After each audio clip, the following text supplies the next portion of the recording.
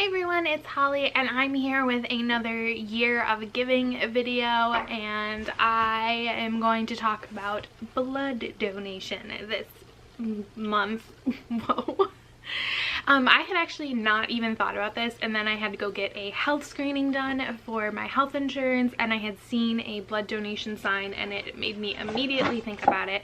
I have issues donating blood sometimes because I have low iron, and low iron can often get you denied, but it's still worth a try. Donating blood, I think, is a really easy way to give back because it's free, and if you do a whole blood donation, it's super fast. It should only take like 10 or 15 minutes, and there's often a blood drive somewhere. So there are a few ways you can give blood. Like, there's like 4 main ways. There's 2 really big ones that I think are pretty easy, and they are a whole blood donation, which is your standard. They take like a pint of blood from you and send you on your way. That I think is what a lot of people think of when they think of blood donation. And then another one is donating platelets / plasma through apheresis, which apheresis is something that like my dad and my stepmom would do all the time. It is definitely a little more time consuming. It usually takes like an hour and a half to 2 hours to do it, because what they do is they take the blood out, then they like run it to pull out the plasma and platelets, and then they re-inject it into you, like what the remainder into you, like your blood cells. Because they re-inject some of your like blood product into you, basically, you can do it every 7 days. I think up to 24 times in a year. So you can't do it like 52 times, but still, versus a standard blood donation, which like a whole blood donation is a minimum of 8 weeks between it. So that is more limiting.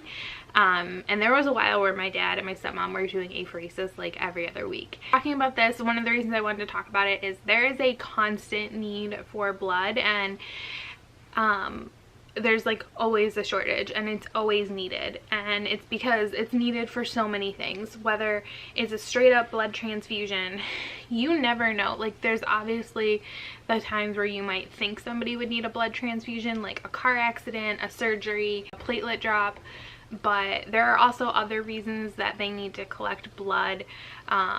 So it is something that is always in need, and a lot of times things like transfusions and surgeries can require like dozens and dozens and dozens of pints of blood, and they can go through it really fast.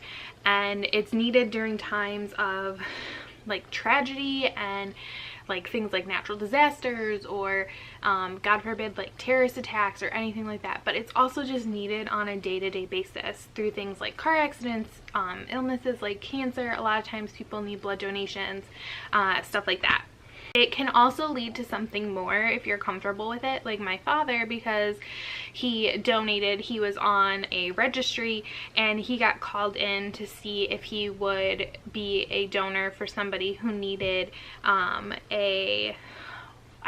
it's not bone marrow because it wasn't that invasive, I don't think, but it was something similar. And he ended up not being a perfect match, so they ended up not going with him, but it was something that they were willing to they were able to reach out to him for. And so that's the thing, because they have more information about you, they can come to you. Relatedly, on a side note, because I don't really plan on making a whole video about this, but if you are at all comfortable with it and you are of legal age wherever you live, I only know about the US because that's where I live, I highly suggest becoming a organ donor, and making your family aware of your wishes if you want to be an organ donor, or if you wanted to like donate your body to science or something. That's cool too, and a perfectly valid option. I know a lot of people like that, especially if they have illnesses that need to be studied more. So I'm an organ donor. It's right on my license, and my family knows that that's something that I'm on board for. So yeah, that is it for this month. I will leave a link to the Red Cross's website because they are a huge source of blood donations for the US,